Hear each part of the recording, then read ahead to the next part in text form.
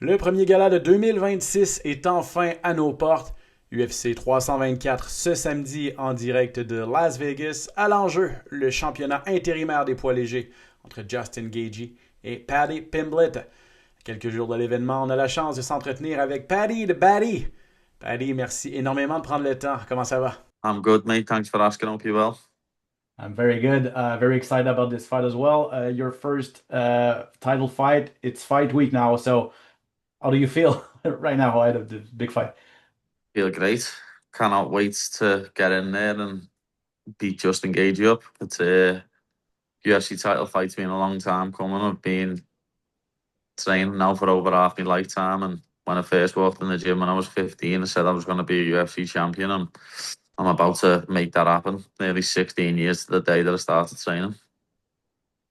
It's also a big event for the UFC. They kick off a new TV deal, so they wanted superstars to headline the first event. So just to have been chosen to kick off this Paramount Plus deal, is it something that you take pride on? Yeah, of course. I'm proud that they'd asked me to do it. Shows that they trust me. You know that I'm going to turn up and actually fight. They know that I won't pull out the night before. Um, so I'm looking forward to it, lad. Cannot wait. Gonna put on a show for everyone on the first show on Paramount. It's your eighth UFC fight. Obviously, already a step up in competition each and every time. Did you do something different this time around? 25 minutes fight and being a title, this being a title fight as well. So, did you change your recipe or more of the same? No, more of the same. My last fight was meant to be 25 minutes, but it Mm. didn't last that long. This is gonna be the same. This fight's meant to be 25 minutes, but it's not gonna last that long. But I'm prepared for 25 and we're ready to go. Is there something different in you probably landed in Vegas a few days ago? Do you just media wise, the attention that the fight is getting, do you feel it's a little bit bigger than usual for you? No, Okay. every single fight week I have more interviews than anyone, whether I'm lower down on the card or not. So this week it's gonna be just even bigger, really, isn't it? I'm not gonna have less interviews, but I haven't even got that many more. I'm always absolutely rammed with interviews. Justin Gaethje, we all know what he brings to the table. He's a warrior. I know you have a lot of respect for him. You stated that you think he's a legend of the sport. So how do you approach it?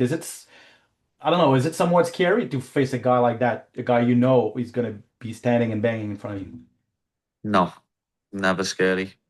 If you do this sport and you're scared, you're in the wrong sport. Go and do a different sport. Um, it's an honour to get in the cage with someone like Justin Gage. I've been watching him for years, and I love the way he fights. And I know that putting me and him in a cage together, you're not going to get a boring fight. Probably not. And you stated that you wanted to stand up with him because we all know maybe using your jiu-jitsu could be one of the way to get a victory for you. But you stated that you wanted to test yourself on your feet against him, give a fight, give the fans a good fight. So, is it still your approach 5 days away? Yeah, obviously, I want to stand with every fight starts on the feet. You know what I mean? Every single fight starts on the feet. So you've got to be able to stand with people or you're lost. So I'm always ready to stand with anyone who I'm fighting. But my jiu-jitsu probably is the easiest path to victory. And if that happens and I can take him down, then he's getting submitted.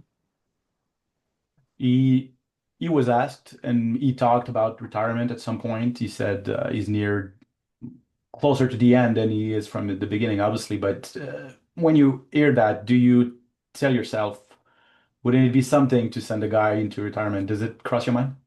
Yeah, it's sad. Like I don't really want to be the one to retire just engagey. But it's just like when I fought Tony Ferguson, I didn't want him to have a 7 fight losing streak, but I weren't letting him break his losing streak off my expense. So it's the same here. I'm not gonna hold back at all against Justin Gaethje because he's saying he's gonna retire, and I'll feel bad if I do retire him, but that's for after the fight. And some of the stuff like that's being getting said by him and his coach about retiring is crazy to me. I think Mm. if you're thinking about retiring, just do it. Don't uh, don't hang about. It's like I know Justin Gage's got no quit in him, and I'm not calling him a quitter. But if you're thinking about it, then you might as well just do it. Yeah, because do you feel it goes with the state of mind, right? If, like you said about being scary, if you're scared, don't go in there. It could be dangerous. The same thing about thinking about hanging the glove, you think? Exactly. If you're thinking Mm. about hanging up the gloves, then I'd just do it. I wouldn't be coming out and telling people about it. Like I think that affected Poirier a lot in his last fight. He told everyone he was retired, and he had this big spectacle around retiring, and then he performed like shit. Um, what I want to ask you about Ilya Topuria, obviously, before he stated that he was taking a break, before he said that in November, I think, uh, was there any discussion? Can you take us backstage? Was there any discussion about you fighting him at some point? Of course there was, but as I say, I thought I was going to eventually fight him. I thought that was what was going to happen. I was thinking, oh, this is actually happening here. Especially when I moved up the rankings and stuff. But that's another thing. What annoys me, people are like, oh, how was he in the top five? Because I beat rank 7, and then the champion moved up the weight division, so I went up a ranking, and Dustin Poirier retired, so I went up another ranking. So rightfully, I am rank 5. But I thought that I could.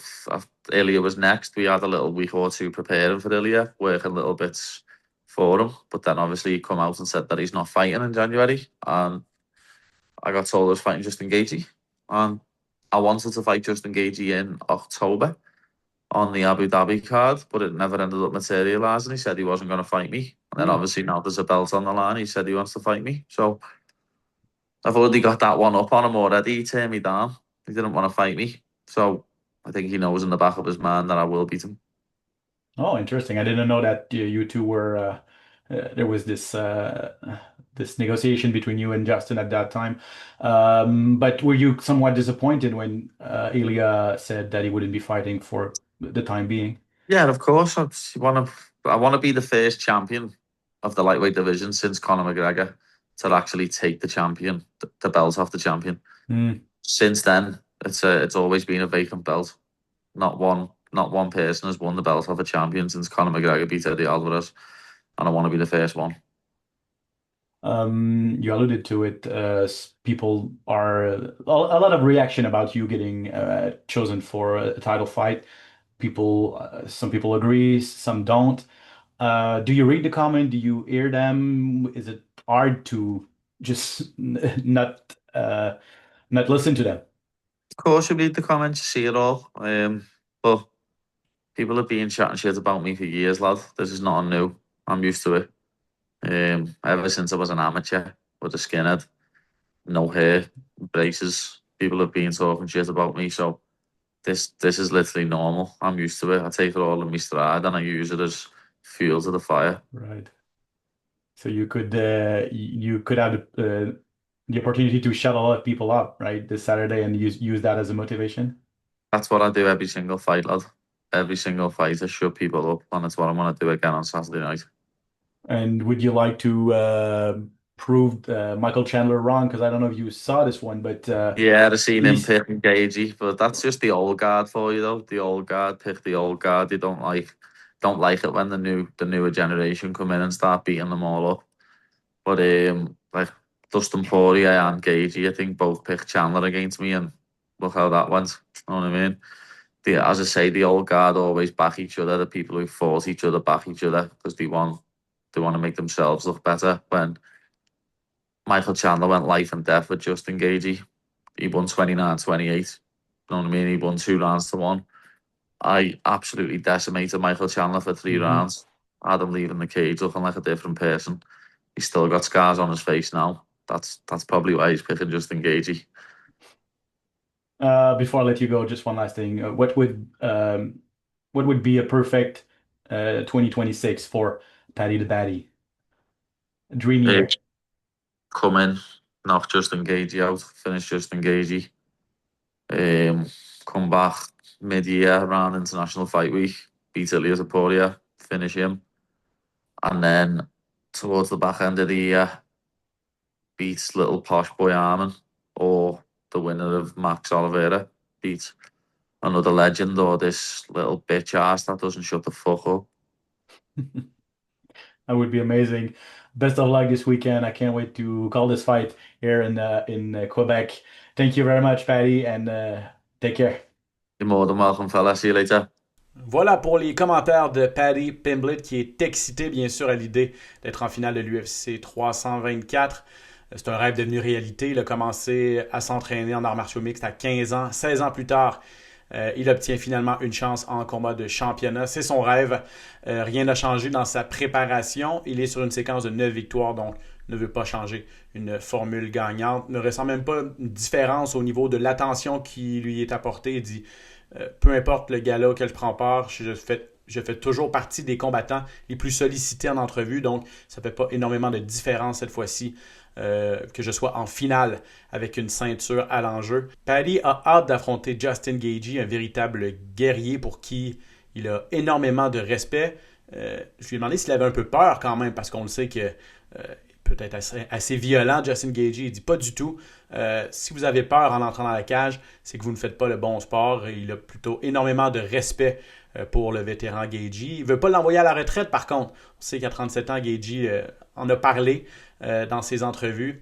Il dit c'est un peu la même chose que lorsque j'ai affronté Tony Ferguson. Je ne voulais pas l'envoyer à la retraite. Je ne voulais pas qu'il subisse un 7e revers de suite. C'est un vétéran, un gars qui a tout donné pour son sport, mais en même temps, je ne vais pas me laisser manger la laine sur le dos et je ne vais pas retenir mes coups. Je ne veux pas l'envoyer à la retraite, Gaethje, mais si c'est ce qui arrive, ben, c'est la vie en fait et on verra ça après le combat. Il dit, quand vous commencez à parler de retraite, vous devriez peut-être la prendre. On l'a vu avec Dustin Poirier. Il a annoncé d'avance que c'était son dernier combat contre Max Holloway. Il a livré à ses yeux une performance désastreuse. Donc quand on commence à penser à la retraite pour Pimblett, c'est que c'est le temps d'y aller. Et non pas faire durer ça et retourner dans la cage en n'étant pas certain là, de vouloir continuer. Évidemment, il a également indiqué qu'il y avait eu des discussions pour un combat entre lui et Gaethje au mois d'octobre. Apparemment, Gaethje ne voulait pas affronter Pimblett alors qu'il n'y avait pas de ceinture en jeu à ce moment-là. Maintenant qu'on a mis un titre intérimaire, soudainement, c'est devenu plus attrayant. Et Pimblett dit, je pense qu'il ne voulait pas m'affronter en octobre, il savait qu'il allait perdre. Maintenant, avec une ceinture, ben, ça ne fera pas vraiment de différence. Il le sait que je vais gagner ce combat-là samedi. Topuria, bien sûr, Ilia Topuria, le champion incontesté. Il est en pause présentement en raison de problèmes personnels.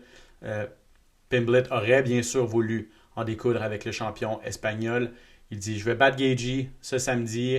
Je vais affronter Topuria, en fait, cet été. Et je vais devenir le premier poids léger depuis Conor McGregor à ravir une ceinture au champion. C'est vrai qu'on n'a pas vu ça depuis 2016 alors que McGregor avait battu le champion Eddie Alvarez à New York. Depuis ce temps-là, tous les nouveaux champions en fait ont été couronnés lors de titres vacants en fait. Donc veut vraiment battre le champion et lui ravir sa ceinture quelque part cette année. Beaucoup de critiques aussi dans le choix de Pimblett. Plusieurs disent qu'il ne mérite pas sa chance en combat de championnat à ce stade-ci de sa carrière. Il dit, je lis tous les commentaires, j'entends tout et ça me motive. C'est rien de nouveau pour moi. Tout le monde me critique, tout le monde me blâme et parle en mal de moi depuis même quand j'étais amateur. Il dit, j'étais un skinhead, j'avais des broches et les gens parlaient en mal de moi. Regardez où je suis rendu aujourd'hui. Donc j'utilise ça un peu comme carburant. Michael Chandler est un de ceux qui critiquent Pimblett. Il estime que Justin Gaethje va gagner ce combat-là, alors que Chandler a affronté les deux, et Gaethje et Pimblett. Décision partagée, Gaethje contre Michael Chandler, alors que Pimblett lui a complètement détruit Chandler, victoire par KO. Donc pour Pimblett, il dit ça vaut pas grand-chose son opinion, et c'est la vieille garde qui se protège entre eux. Voyez ce que j'ai fait à Chandler, je pense qu'il le sait, qu'est-ce que je suis capable de faire dans la cage contre Justin Gaethje. Et en terminant, je lui ai demandé quelle serait son année de rêve. Scénario rêvé pour 2026. KO contre Gaethje.